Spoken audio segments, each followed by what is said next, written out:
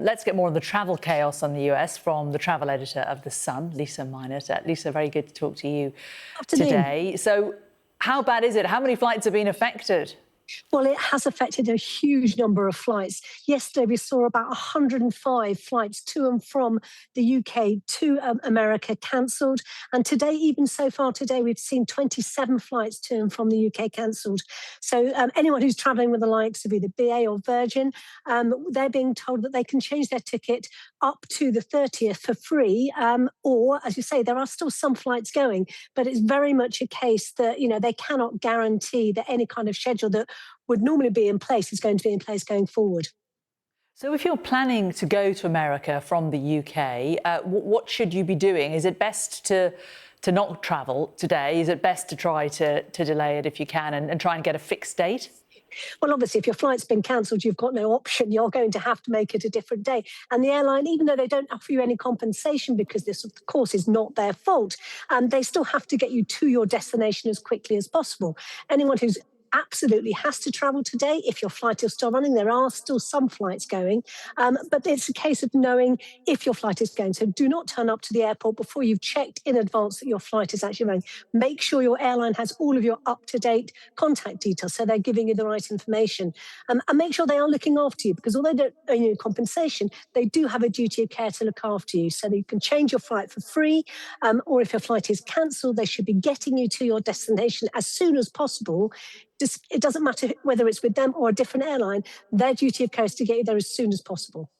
What about coming in the other direction? If you're stuck out there in America, what should you be doing? Well, I mean, I think, unfortunately, the same thing applies, doesn't it?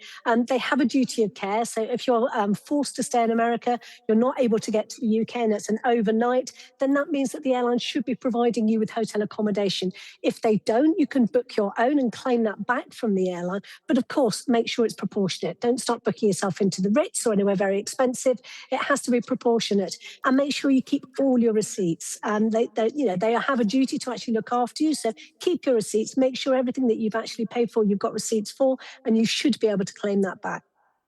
What about actual compensation for the disruption that you face? People will obviously be missing events that, they might be heading out to America for things like weddings or job interviews and vice versa. Can you claim compensation if the airline puts you up on another flight? No, you can't claim compensation. So it has to be the airline's fault for you to claim compensation. And in this case, of course, it's not. It's the, historic weather, this enormous storm that we're seeing. That's not going to be the fault of the airline.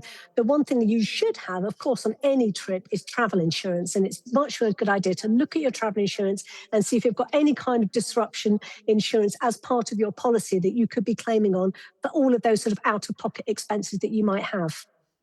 And what about the actual safety of travel when the weather is bad?